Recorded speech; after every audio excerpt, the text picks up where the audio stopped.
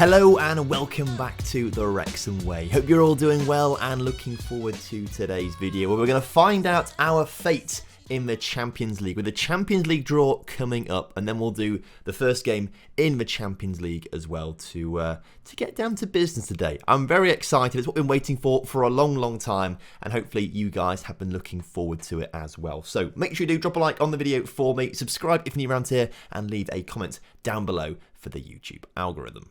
Also, Wednesday night, I was doing the Streamer Showdown draft, and this is the first video I have recorded since I've done that draft, and this is the team that we drafted from a pool of the 10 countries already qualified from Europe for the World Cup. We had £400 million to spend, and this is the team that we got, and I think the midfield is absolutely frightening. We're going to use the same formation that we use here in the Wrexham Way, so heavily stacked in the centre of midfield. The strikers lacking a little bit, but I think we've got a really good team that could go on to win the Streamer Showdown. So if you're around from 6:45 UK time on Saturday, then come along to my Twitch channel, link down in the description below, to watch me take on 8 other Football Manager content creators and see if we can beat them. And also, if we get through to the Sunday for the knockouts, 6:45 onwards from Sunday as well. Which actually is a bit annoying because the F1 is going to clash, and I'm not a fan of that because I like the F1. Anyway, let's waste no more time at all. Let's do this Champions League group stage draw. We are down as a first seed as well because we won the Premier League, so we're a first seed. If we came second, I think we probably would have been a fourth seed because we have no coefficient points. But first seed is a bit of an advantage for us. We've also been given £12.5 million for qualifying for the group stage as well, which is not too bad going, I must say. But let's get into this draw then. And I suppose we draw the first seeded teams. And weirdly, Brighton are a first seed. Did they win the Europa League last season? Hang on, if we go back down to the Europa League, holders Brighton. So Brighton, fair play to them. That's why they're a first seed. So that's really impressive for Brighton. Congratulations. I completely missed that in looking at things for last season. So Brighton a first seed, Wrexham a first seed, Rangers also a first seed. How are Rangers the first seed? Scotland are 8th, so does that mean they get a first seeded position, potentially? I don't think it should do. Well, either way, Rangers are a first seed. I guess it's maybe based on coefficient points, but I really don't know. Either way, not quite what you would expect to see as first seeds. Barcelona, yes. Rangers, no. PSG, yes. Brighton, no. Juventus, yes. Wrexham, no. So from this pool of second seeded teams then, who do I want?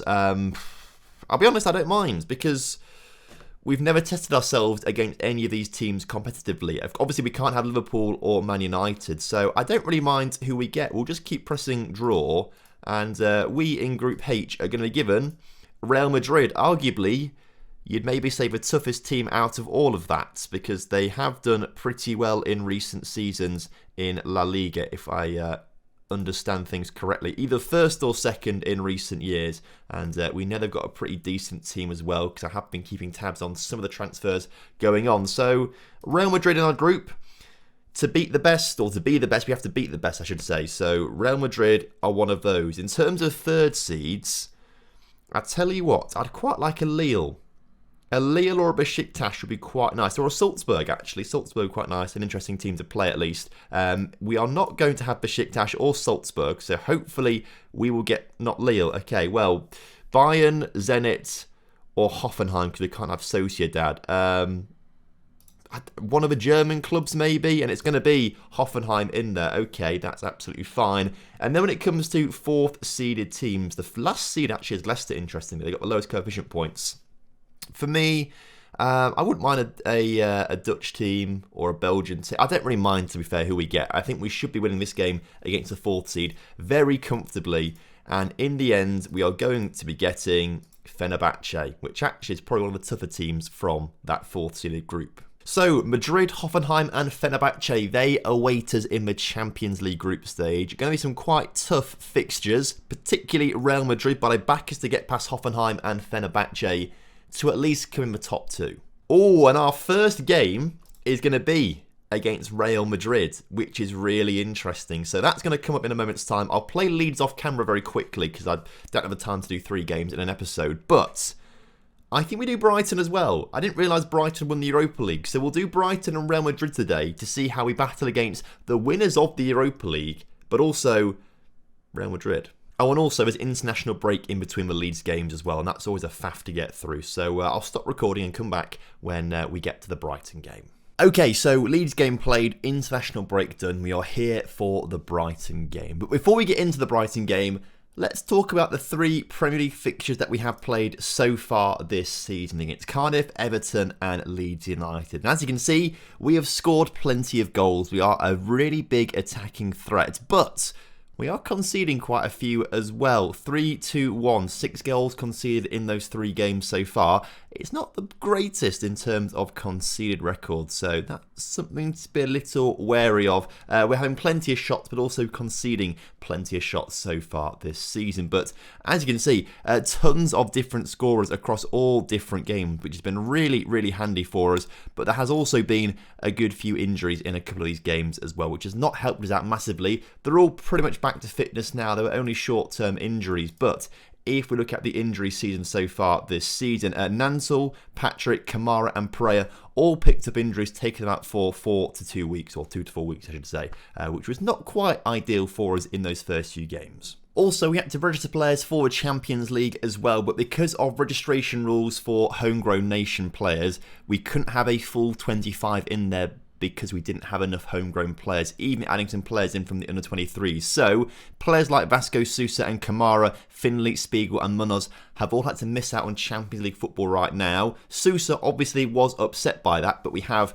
placated him by telling him at some point in the future he might get a Champions League place. So he's not too upset, but he has been given a cap for Portugal, so it's not stopped him at all. Vasco Sousa now plays for Portugal alongside Pereira, which is really quite nice. So this is the team that will hopefully be beating Brighton today. Because we've just come back off international duty, a few players are suffering from fitness issues, so there is a little bit of rotation in this team, but none of it in the back line. Mansell, Aït-Nouri, Arian B, Luis Felipe and Neto make up the back line. Martinez sits just in front as that CDM with changes to the midfield for rotation purposes. Paniotov stays there, but Jez Finley and Asper come into the team as they need to be there because Daniel Tarpe, Yilmaz Turk and Patrick all have issues with fitness. Also struggling with fitness is Frank Nice. He's not quite fully fit, so Randy Ramhammer comes into the team today to play alongside Pereira. So as kickoff is upon us here today, I still can't quite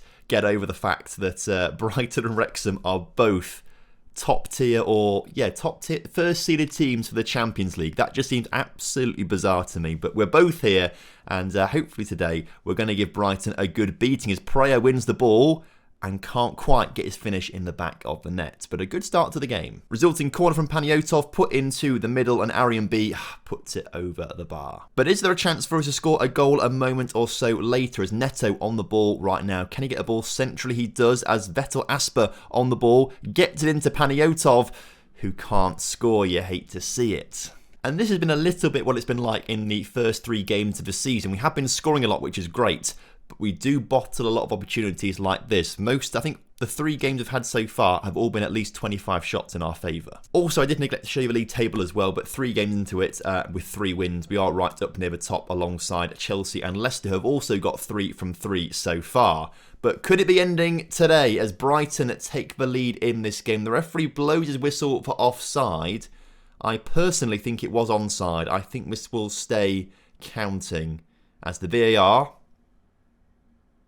disagrees with me, and I won't complain because it's in our favour. So how close was it to who got the ball? Oh, I'm not sure he was offside, you know. The other guy certainly was, but I didn't think the guy who took the shot was offside. So I think Brighton should feel a little bit aggrieved by that, but we won't complain because it did work in our favour as Asper gets the ball and can't quite get it to Randy Ramheimer's feet, and Brighton can recycle possession and start to bring it forward into our attacking or defensive third, I should say, as Luis Felipe clears the cross once again, but again only as far as Brighton players as they work it down the left hand side of their attack right now. Ball swung into the middle. Just about saved by Mantle there, and we just about get it away from the back. Again, Brighton coming back to us. Is this highlight going to continue? I feel like the highlight was just for Mantle sort of messing up a little bit at his far post.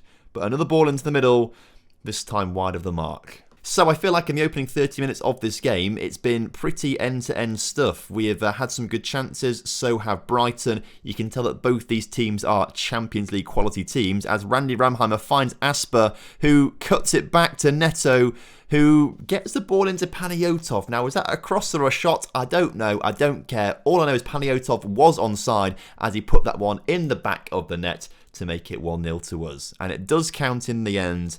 Was this a cross or a shot from Neto? Because it didn't really quite seem powerful enough for a shot, but it wasn't quite square enough for a cross.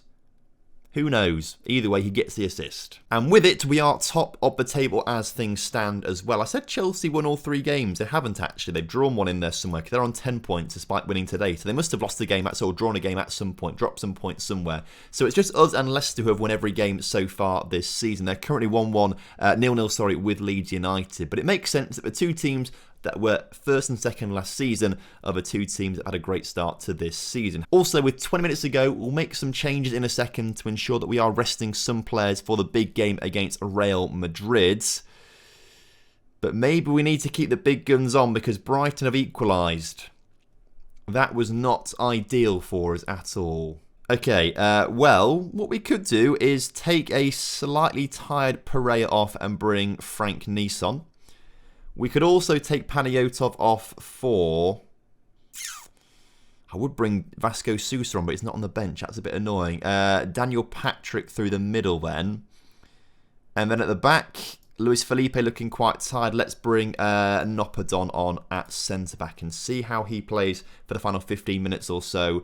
We'll go a bit more attacking. I'm going to shout encourage, because I do want to try and sneak a goal at the end here as Aitner puts the ball into the middle. Nopodon's there, and he puts it in the back of the net for his first goal on camera, but second of the season so far. Fantastic work from him to rise high. He's like 6'4", so he's a big guy in the penalty area. Meets the ball at the near post, puts it past the keeper. A great goal for us there to put us back in front in this game. Leicester also winning their game too, as you can see. So we are still second in the table, behind Leicester on goal difference right now. I presume they've just not conceded as many goals as us so far this season. We are still yet to keep a clean sheet, but we still have a 100% win record in the Premier League. You'll love to see it.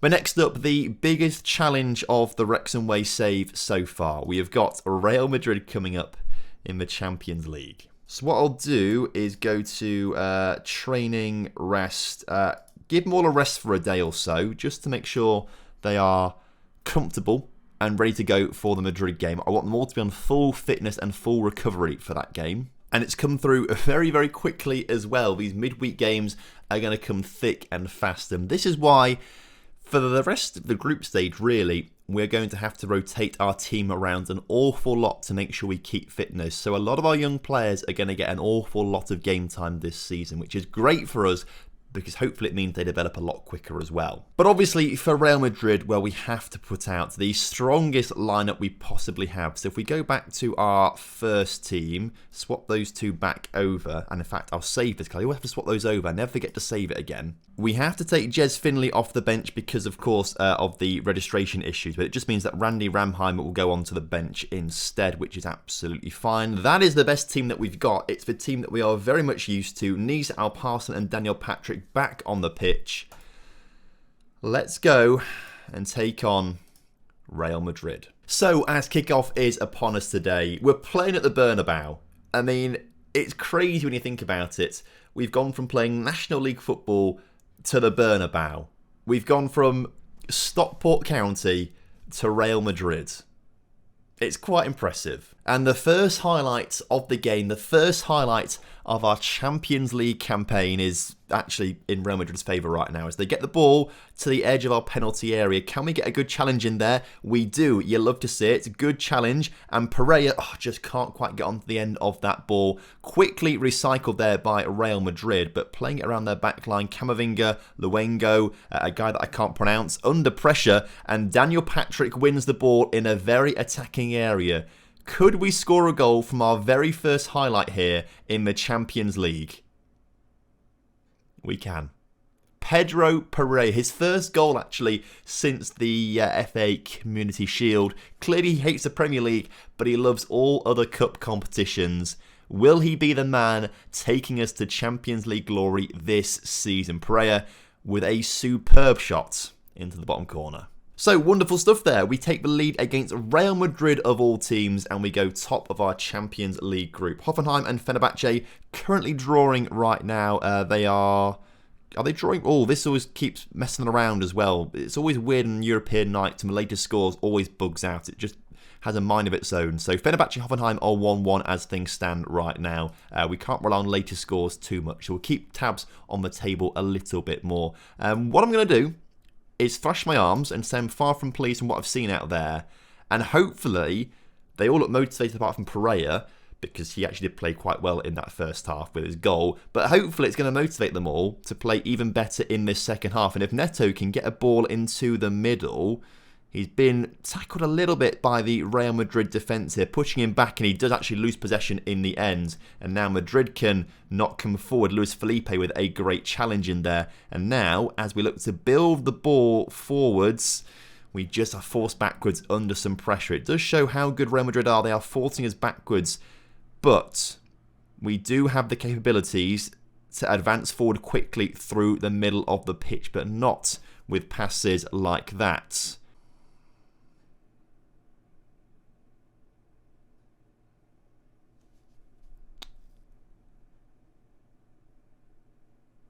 I'll be honest, I thought that was going towards a nothing highlight, and I sort of like stumbled on my words, so I just stopped talking. And then this has just happened. I mean, what Aït-Nouri was... I mean, to be fair, it's a combination of big errors. How Mantle's been beaten at his near post like that, I don't know. How Aït-Nouri just passed it straight to their striker, I don't know. That is not a goal we should have conceded here today at all. And if look at this, Real Madrid coming forward.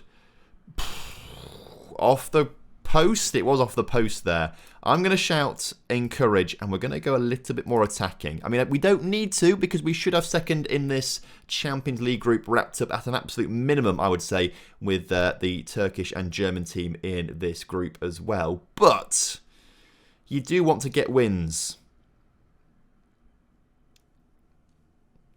I believe we get paid about £2.5 million for a win in the Champions League. So obviously getting a win would be great for our coffers right now, because that would amount to a lot of money if we win every single Champions League group. Currently though, we are 2-1 down with about 25 minutes or so to go in this game. We need to get back into it, as Neto on the ball into Daniel Patrick. Back to Neto, into Panayotov, finds the ball to Pereira, and Pereira can get it into Frank Nice, who goes through on his own, putting it over the bar. The frustrating thing here today is that we are outplaying Real Madrid. We've had vastly more shots, much higher XG, possession pretty similar, but in the important metrics, much better passing and headers won as well. It's frustrating. It's frustrating, this, as they nearly go 3 up. And with 5 minutes or so to go in this game, really maybe we should have made changes earlier on. I kind of neglected to do so. We do, unless we go on a big counter-attack right now. We lose 3-1 to Real Madrid. I feel like this is very unfair. It's been a bit of a baptism of fire, maybe, this Champions League lark. I am annoyed, particularly when you look at these match stats. I mean, first half, we really should have made better use of our chances. Obviously, Madrid had the better of the second half, but the XG, through the roof all game for us. I mean, they've scored 3 goals from an XG of 0.97. I mean, it's frustrating when you see that. But it's also confidence-inducing. Because fundamentally, we're a very good team, better than Real Madrid on paper. It's just they have the superstars to make a little bit of magic happen.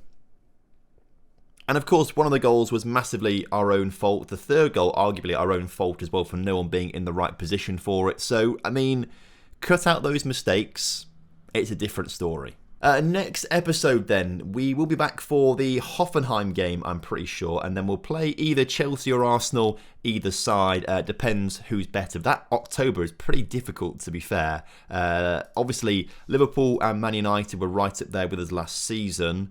Arsenal 14th, Chelsea 3rd. Like, it's a tough month, to be fair. Even if some of these teams have dropped off, it's a tough month. So whoever's higher at the time between Chelsea and Arsenal will do. Likely to be Chelsea as things stand right now, but we'll find out in the next episode. So thank you so much for watching. Hope you guys have enjoyed it. If you have done, make sure to drop a like on the video for me, and of course subscribe if you're new around here. Remember, the Streamer Showdown is on this weekend, so would love to see you guys there from 6:45 onwards UK time in my Twitch chat.